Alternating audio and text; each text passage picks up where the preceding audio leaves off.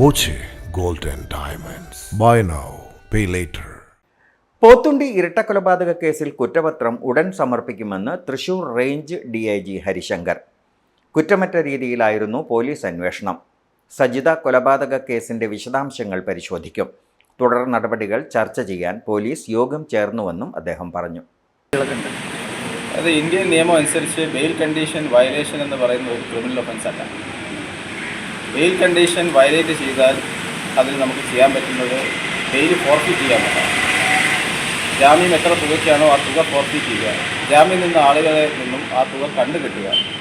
അതിൽ ഏറ്റവും ലാസ്റ്റ് നടപടിയാണ് ബെയിൽ റദ്ദാക്കുക. ഇവൻ കോൺസ്റ്റിറ്റ്യൂഷണൽ കോർട്സ് തന്നെ പറഞ്ഞിരിക്കുന്നത് ബെയിൽ വയലേഷന് ബെയിൽ റദ്ദാക്കുക എന്ന് പറഞ്ഞ ഏറ്റവും ലാസ്റ്റ് സ്റ്റെപ്പായിട്ട് മാത്രമേ ചെയ്യാവുന്നതാണ്.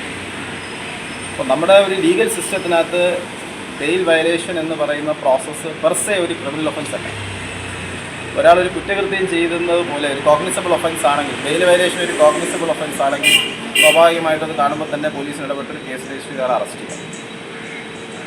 അൺഫോർച്ചുനേറ്റ്ലി നമ്മുടെ ഒരു ലീഗൽ സിസ്റ്റത്തിന് അങ്ങനെ ഒരു പ്രോസസ്സിന് സ്കോപ്പില്ല എന്നുള്ളതാണ് എൻ്റെ സത്യാവസ്ഥ. അപ്പോൾ അതും ആക്ച്വലി ഇതിനോടൊപ്പം നമ്മൾ ചേർത്ത് വായിക്കേണ്ടത്. ബെയിൽ വയലേഷൻ വന്നാൽ പോലീസിൻ്റെ ഭാഗത്ത് ചെയ്യാൻ ഇപ്പോഴത്തെ നിയമവ്യവസ്ഥ അനുസരിച്ച് ചെയ്യാൻ പറ്റുന്നത് കൺസേൺഡ് കോടതിക്ക് റിപ്പോർട്ട് കൊടുക്കുക എന്നുള്ളതാണ്. 1 മാസത്തിനകം കുറ്റപത്രം സമർപ്പിക്കാനാണ് പോലീസ് നീക്കം. പോലീസ് വീഴ്ചയിൽ തുടരന്വേഷണം നടത്തും. ജാമ്യ ഉപാധി ലംഘിച്ചുവെന്ന് കണ്ടെത്തിയിട്ടും ചെന്താമരയ്ക്കെതിരെ നടപടി സ്വീകരിക്കാത്തത് വീഴ്ചയാണ്. അന്വേഷണത്തിന് ശേഷം ഉദ്യോഗസ്ഥർക്കെതിരെ തുടർ നടപടി സ്വീകരിക്കുമെന്നും അദ്ദേഹം പ്രതികരിച്ചു.